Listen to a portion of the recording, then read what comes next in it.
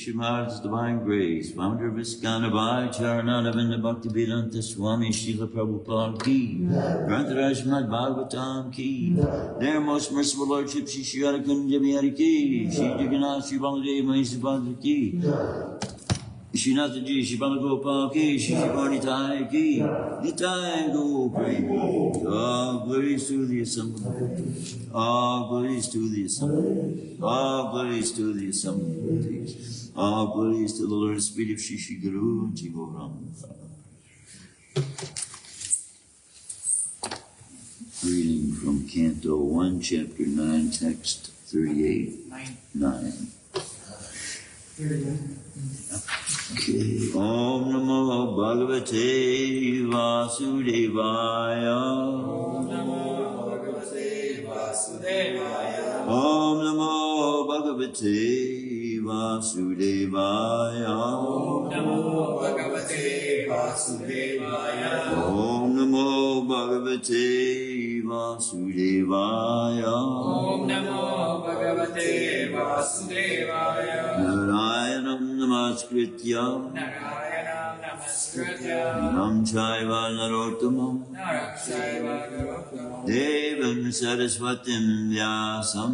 Devam Saraswatim Vyasam. Tato Jayamudiraye. Tato Jayamudiraye. Nasta Prayashu Bhadreshu. Nityam Bhagavata Sevaya Nityam Bhagavata Sevaya Bhagavati Uttama Shloke Bhagavate Uttama Shloke Bhaktir Bhagavati Naistiki. Bhaktir Bhagavati Nastiki. Reading from Shrimadbhagavatam, Canto 1, Chapter 9, Text 39.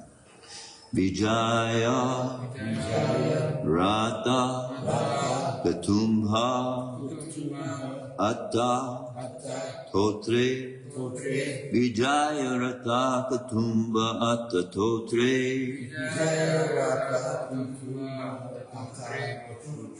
Drita Aya Rasmini Tak Shrik Yakshaniya Dritahaya Rasmini Tak Shri Yakshanaye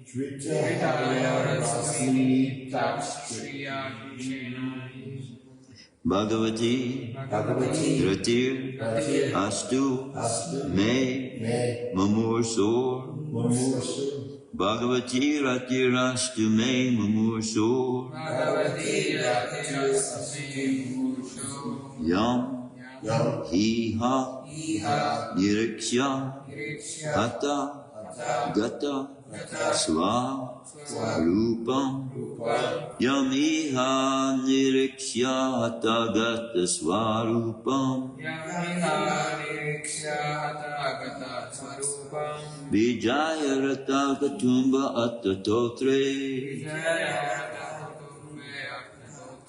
Dritahaya Rasmini Takshri Yakshaniye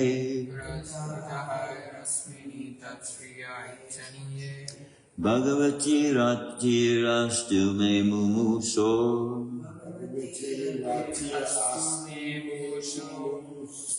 Yamiha Niriksha Hatagata Swarupam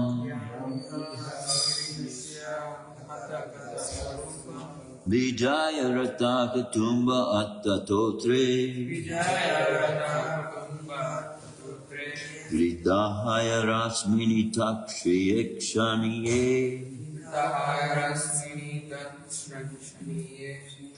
Bhagavati Ratirastu Me Mumusor Yamiha Niriksha Hatagata Swarupam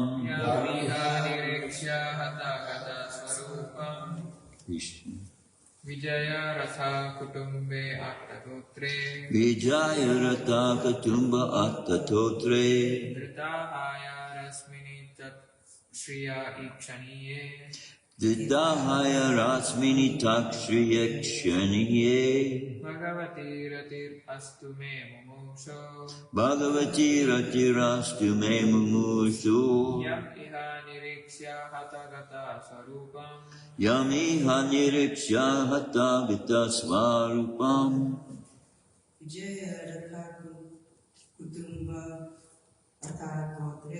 Vijaya Rata Katumba Atta Totre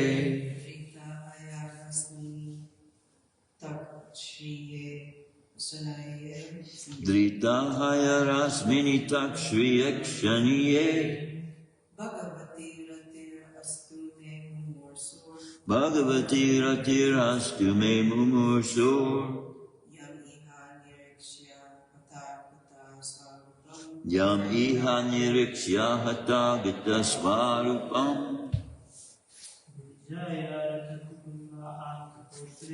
Vijaya Rata Kutumba Atta Totre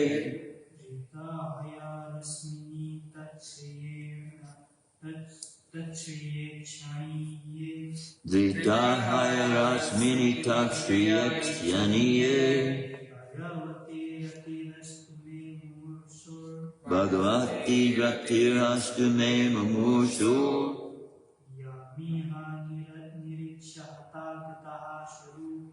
Yam Iha Niriksha Hatagata Swarupam Vijaya Rata Kutumba Atta Tore Vijaya Rata Katumba Atta Totre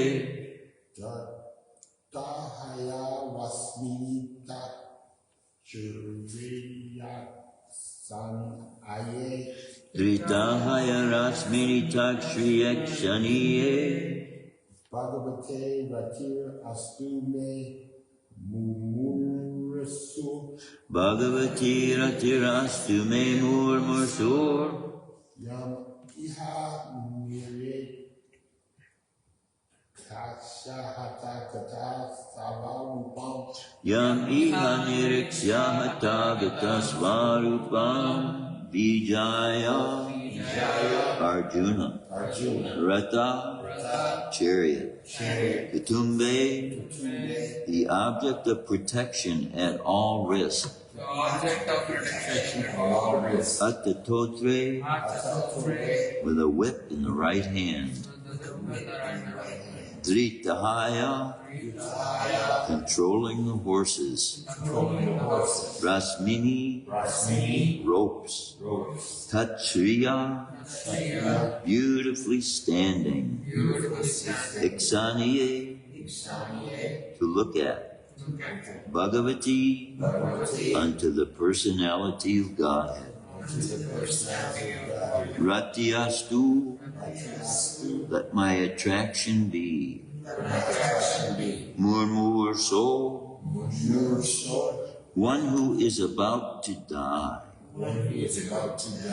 Yam upon whom. Iha in this world. Niriksya by looking. Ata those who died. Gata attained. Svarupam original form. Vijaya Rata Katumba Attatotre Dritahaya Rasmini Takshri Yakshaniye Bhagavati Ratirastu Me Mumursor Yam Iha Niriksyahata Gata Svarupam. Translation and purport by His Divine Grace. Abhay Charananda Bhaktivedanta Swami Srila Prabhupada. At the moment of death, let my ultimate attraction be to Sri Krishna, the personality of Godhead.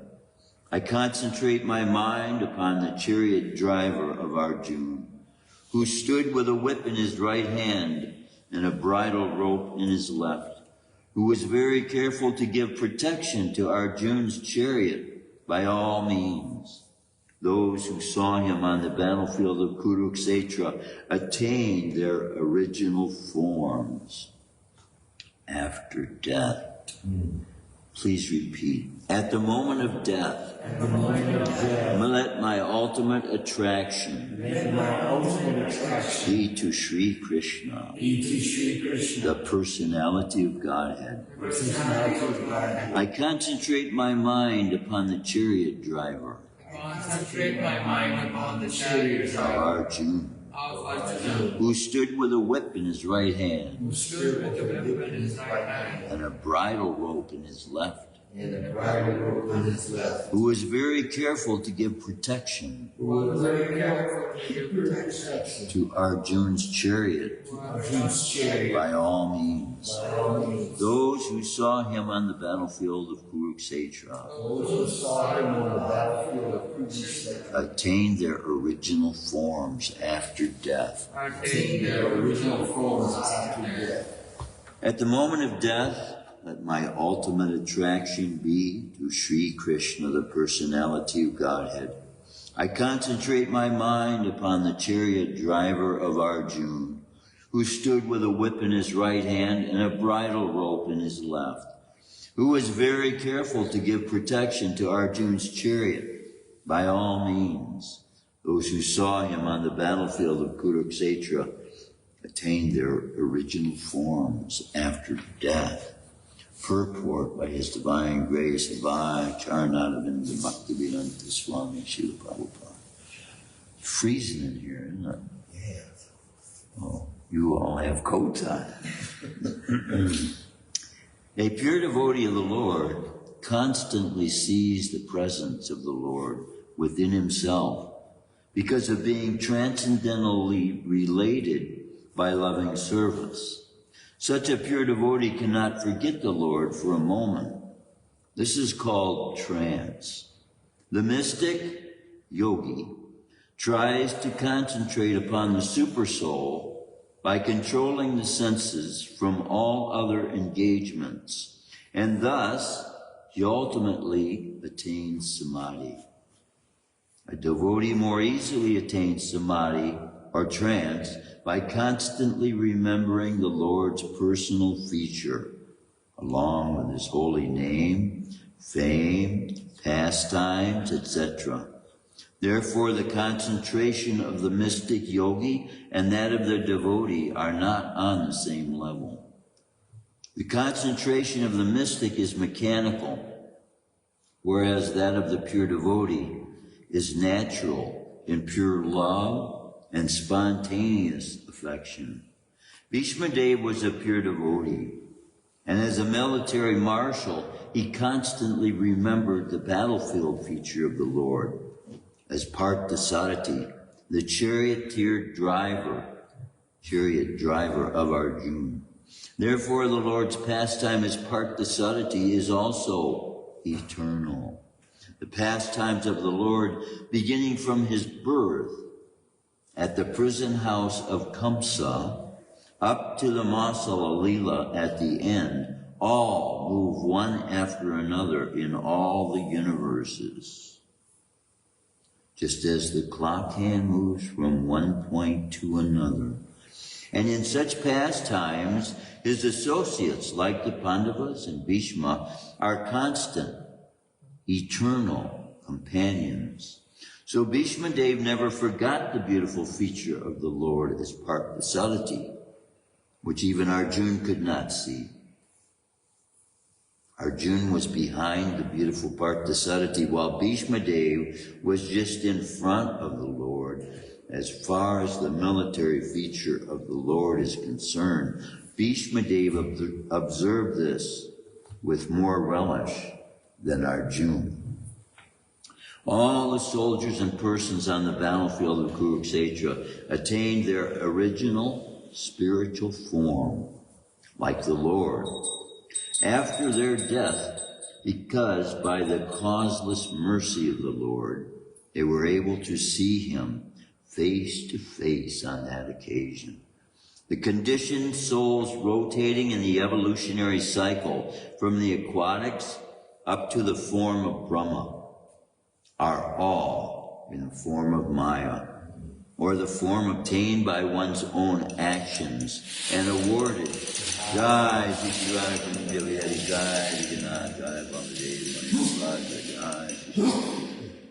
awarded by material nature. The material forms of the conditioned souls are all foreign dresses. And when the conditioned soul becomes liberated from the clutches of material energy, he attains his original form. The impersonalist wants to attain the impersonal Brahman effulgence of the Lord. But that is not at all congenial to the living sparks, parts, and parcels of the Lord. Therefore, the impersonalists, again, fall down and get material forms, which are all false to the spirit soul. A spiritual form like the Lord's, either two-handed or four-handed, is attained by the devotees of the Lord either in the Vaikunthas or in the Goloka planet, according to the original nature of the soul. This form, which is 100% spiritual, is the Sparup of the living being. And all the living beings who participated on the battlefield of Kurukshetra on both sides attained their Sparup, as confirmed by Bhishma Dev. So Lord Sri Krishna was not merciful only to the Pandavas. He was also merciful to the other parties because all of them attained the same result. Bhishma Dev wanted the same facility also, and that was his prayer to the Lord. Although his position as an associate of the Lord is assured in all circumstances. The conclusion is that whoever dies looking on the personality of Godhead within or without attains his Svarup, which is the highest perfection of life. Krishna. Om Jnanatamidandasya Gananjana Shalakaya Chakshurshun Malitam Vena Tasmai Shri Yurave Namaha. The other day I said, in regards to Grandfather Bhishma, I was comparing it to the instruction Krishna had given to Arjuna to remembering him playing the flute. But see, this purport is bringing out the fact that Grandfather Bhishma, in this particular Leela he's having with Krishna, is also a form of an eternal service for him. And in the beginning of the purport, it explains that this pastime is going on in many universes. Wow. Many universes simultaneously. See, all these pastimes that we're seeing, we're getting a glimpse of through our reckoning. We're thinking that to be presently the place that Krishna came to here on this planet only. But this is revealing to us that he's simultaneously carrying out these pastimes through the entire universe. And that brings us to this realization of Srila Bhaktivinoda Thakur and this beautiful vision that he had of Lord Chaitanya.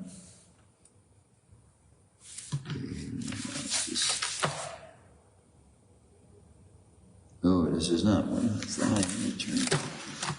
We have Gaurati. Where did it? Oh, here it is. Oh, the beginning. Okay. Let me come to all glories, all glory. This is the first verse of Gaur Arti, which we sing.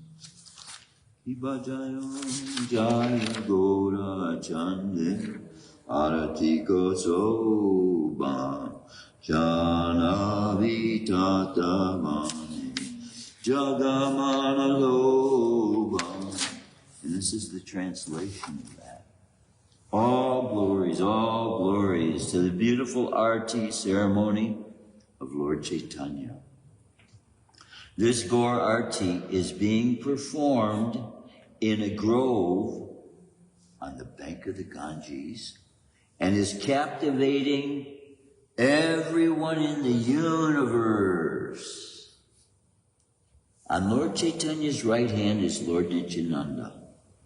On his left hand is Sri Gadadhar. Nearby stands Sri Advaita, and Srivas Thakur holds an umbrella over Lord Chaitanya's head. Now, this is the part. Lord Chaitanya has sat down on a jeweled throne, and Lord Brahma and the other demigods are performing his arti. As Narahari Sakara and other associates of Lord Chaitanya fan him with chamara, Sanjay Pandit, Mukundadat, Vashu Ghosh, and other devotees sing sweet kirtan. These devotees that are being spoken of here are the most elevated devotees in the Vaishnava line. What are we doing? We're being given the same opportunity to perform this arti that's being described here as these most elevated souls in the universe. This to me is amazing.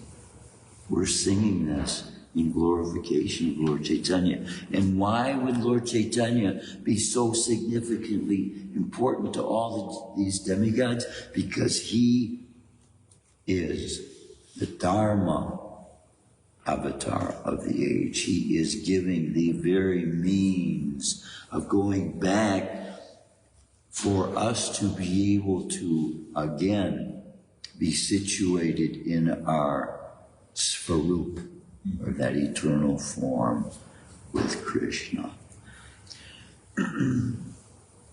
Every morning we're chanting Gayatri Mantra. If you're a second initiated, you're chanting Gayatri Mantra. And what I'm coming to the realization of is this that is being explained right here. That's where we're going. Lord Brahma, as the head of the universe, sits on a golden throne as well. But it appears in this instant, he is giving that place to Lord Chaitanya. He's offering his seat. This is what happens when Narad Muni goes to visit Krishna in his palaces. Krishna sits him down and then starts worshiping him. Yeah. Krishna worships Narad Muni. Same thing happens with Sridham. Sridham comes to visit Krishna, bringing him a handful of rice, which is like all they've got left in their household. He's become such a poor Brahmin because he accepted the curse. What was it? Was it Mother Yasoda? It may not have been Mother Yasoda, but there was a feast prepared for Brahmin that was coming, who came regularly. But the boys, Sridham specifically, wanted to bring Krishna some of the sweets from the offering. So he took some of the sweets and he's bringing them to Krishna. And the sage cursed whoever would take those sweets, whoever had taken those sweets, now he would live in poverty. And Sridham, hearing that and knowing that, decided he would take it upon himself and not to give it to Krishna. So that's why he was stuck in a poverty situation. But this is revealing his love for Krishna. Krishna recognizing that. And when Sridham comes to visit Krishna, Krishna sits him down in his own seat. And then he starts worshiping. And Sridham, all he had was some grains of rice in his hand. But when he offered that to Krishna, Krishna was moved so much by his love, he said, I better not take any more of this. I'd have to give you the entire universe. This is the exchange of love that we're being given the opportunity to take part in with one another. And as our love increases this way, eventually we will be able to contain that love that Krishna has for us when we see him face to face, personally, to be able to see him for who he really is and to be in that eternal ras again with Krishna. This purport that Srila Prabhupada is expressing is that we will be returning to our relationship, our eternal relationship. Now, of course, immediately the question is brought by all the devotees, then if I was in that eternal relationship and I could eventually end up here, then, but Krishna promises in the form of Lord Chaitanya, this most powerful incarnation of Krishna, Radha and Krishna in the same body, gives us the assurance that he will himself bring us back with the assurance that we will never come again into this material world. But now, that's given us to him, that's given by us, by him to us. This is given to us by him, finding the right words, as assurance. But that does not mean that those associates who have come with him from the spiritual world did not receive that same promise from him. But with the desire to serve now, just like Narad Muni, because all these souls are trapped in prison. It's what this material, the whole universe is a prison house. And that's what nobody's realizing. Everybody's thinking we're in a place to have fun and enjoy ourselves. But that's not where we are. We're in the prison house of this body. Then Krishna, Grandfather Bhishma is seeing Krishna in this form. It says holding the whip and the reins. And both of them are used to control the horses, of course, in the case of the chariot. But these 5 horses driven are also being described as a simile to the senses of the body. And Krishna controls the senses of the body with both whips and reins. The reins are like the tongue. They guide us which way to go. The tongue is described similarly to the rudder of a boat.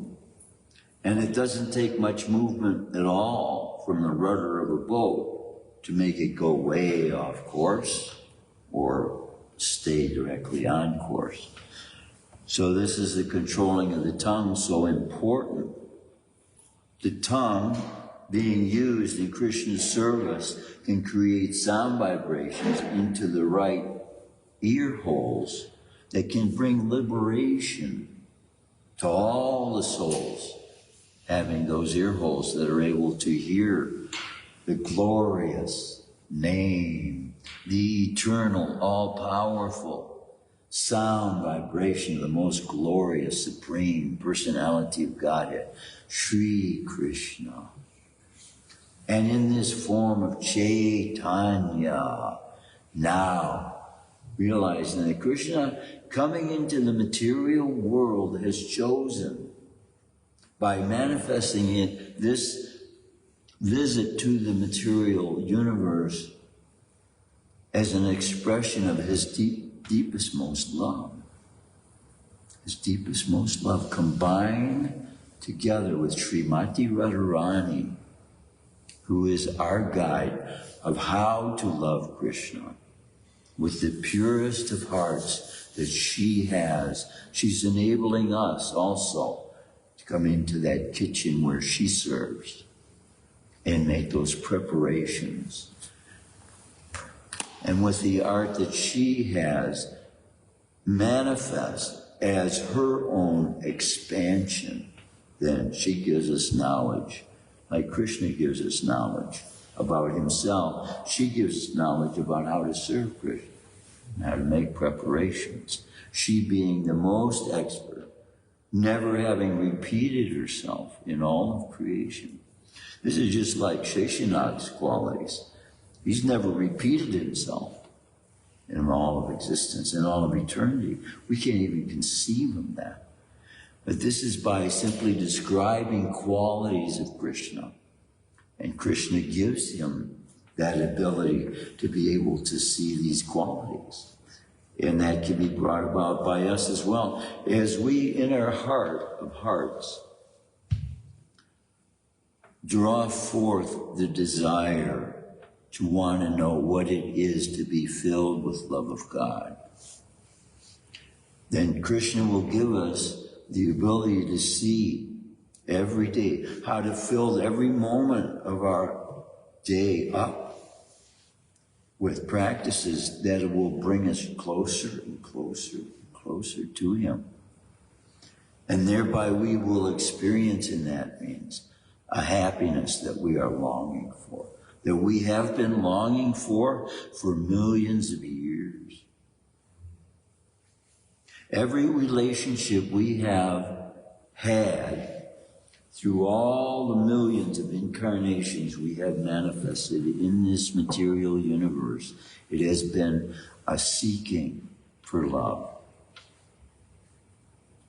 which we are unaware of that we're looking for, which is a substance we're made of, but we are only part. We're only part of the substance we're looking to be made whole by, and that is Krishna. Krishna is the one who makes us complete. And without Krishna, Krishna is the one we're not complete without. We're not complete without Krishna. And yet we're looking for others to fill that space. Yesterday I read an account. You all know who Clint Eastwood is? Clint Eastwood. 97 years old now. I don't know if this was generated by AI. It may have been generated by AI, but it was one of the most sincere representations that I have heard anyone give about an encounter they had with Jesus Christ. And he's saying Jesus Christ told them 4 things are going to happen this very month in 2025, November. And when I saw Clint Eastwood when he came here, he was making a movie. And now it just escapes me why I didn't do everything I could to get in contact. He's 90 years old now, but he would be a perfect person to put in cinema what needs to be manifested to the whole Christian community. And this is exactly the things he spoke about that Christ told him needs to be the message that needs to be brought to his church. They are idolizing money. They're idolizing relationships with each other. They're idolizing possessions. They're idolizing their jobs. They're idolizing their bosses. All of these things are being brought out by his encounter with who he's saying is Jesus Christ. Now, it comes to my mind why he didn't receive the truth of Christ's name, because his name is not Jesus Christ. But he himself may be doing this to not make foreign his own followers. Because see, out of the words of a spiritual master can come a determining factor whether the disciple will continue following or not. The guru can make words spoken that can end the disciple's relationship with him altogether by a spoken word. I've seen it happen myself over and over again. We have to realize how important it is. We're representing the guru. We're representing the parampara. We're representing Krishna and everything pure that there is about God. So it's of utmost importance that we take to heart these teachings and apply them to our lives so that we don't become like the Christians who have fallen. And he brought up over and over again all these wars that were supposedly fought on his behalf, and these are an abomination in his eyes. And that's what Christianity turned into. It was meant to be a love-spreading human experience coming directly from God through his Son, the Son of God. But a pure Son brought through who we know to be Indra, who he calls his Father.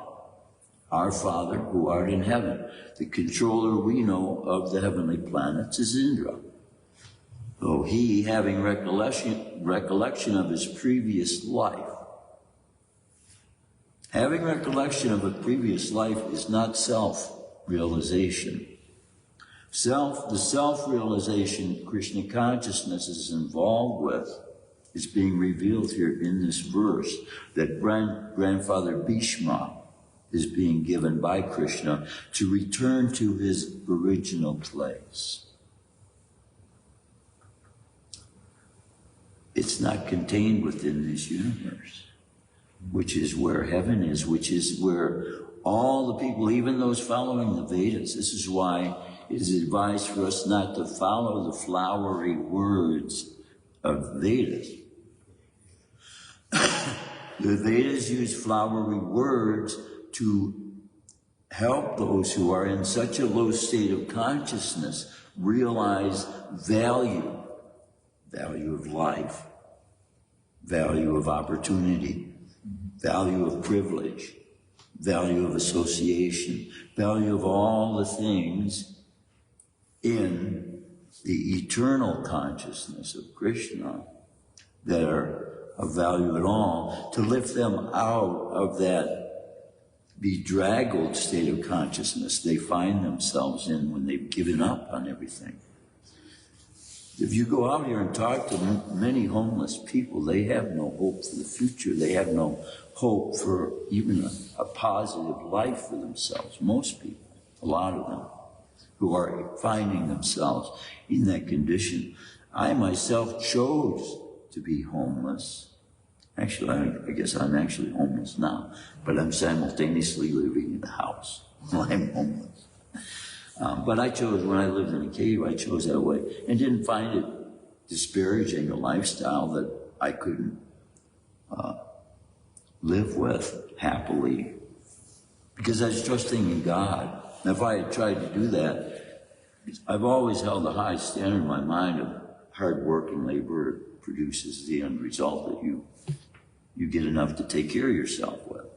If you work for the things in this world that are worth working for, you start to develop friendships with people. And I never had a hard time finding a job. Anytime I wanted a job, I was always able to find one. But when I found Krishna consciousness, I knew I had found a lifestyle. It wasn't just a church to attend once a week. It was a life to live. And see, that's what people are not recognizing in Christianity as well, and many of these other. The path becomes a sideline rather than the life.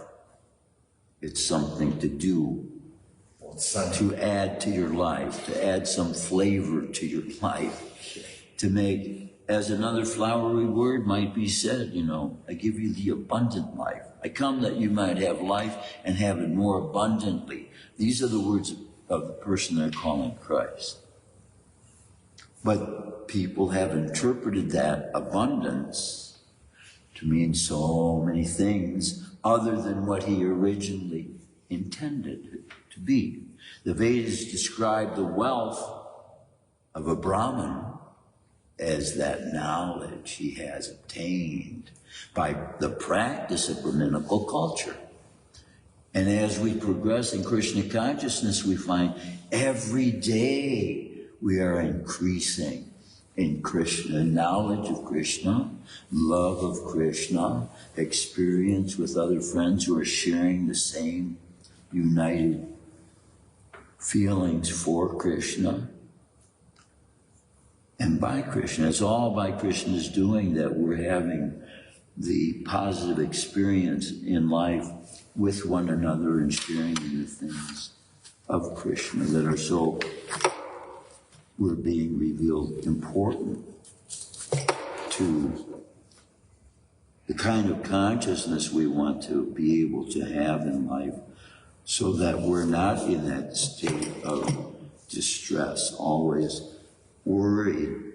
There's a difference between distress and being worried about the future, and actually being willing to endure things in life for the sake of believing in God, no matter what other people are wanting to persecute us or speak evil of us or whatever. We have no care for that, because we know that Krishna looks favorably upon souls that are willing to go to whatever the length is necessary to perform the activities in this world that he finds pleasing. Remember one time, I was working on a squid boat at one time. What's a squid boat? A squid boat, they catch squid. Oh, squid. Oh. Squid, they're about this big. Of course, there are giant squid, I suspect, in the very bottom of the ocean. You get huge, bigger than this room here even. But I had many experiences. I was believing in Christ at that time, but I didn't have full knowledge of, you know, what Krishna ate and the need to offer foods and things of that nature. But there are people not living day to day as life requiring a profession to do work. They're in it for the fun. So sometimes they take excursions on boats for fun, and they don't know what they're doing at all. Some people, they get a boat and they don't even have an auxiliary boat, or if their motor goes out, they're stuck out in the middle of the ocean. You get stuck. You're not going to make it rowing your boat home in a day or two. But these people got stuck up near the rocks. And when your motor goes out and you're stuck in the water, the wind's blowing, you hit one of those rocks and you're sunk. And that's what happened to the guy I was working for. His father fell asleep at watch at night and hit up against the rocks and they lost everything. The boat went under. Well, these people were out without, they didn't even have a lifeline to throw us. And now I look back on this. I said, you want me to swim them out a line? This place filled with sharks, you know. Okay. And I think, what was I thinking? It's stupid, you know. But when you take to heart the lives of others who are in danger, sometimes you don't even think of your own well-being. So this is the willingness devotees have of serving Krishna as well. They don't care for their own lives. This is what happens on the battlefield. And this is where love, how are you going to experience love on a battlefield? Well, the battlefield enthusiasts care more for the principles that they believe in as being truth than they care about their own well-being, than they care about their own life. And so it is God's favorable seeing that love they have for his principles that he himself has established than for their own well-being. So that's the love that is exchanged with warriors, and Krishna seeing Bhishma in that way for what he was fighting for. But he was fighting for the privilege of being able to gain Krishna's association. That's what is being revealed in Grandfather Bhishma's heart, just to seek Krishna. He knew who Krishna was. But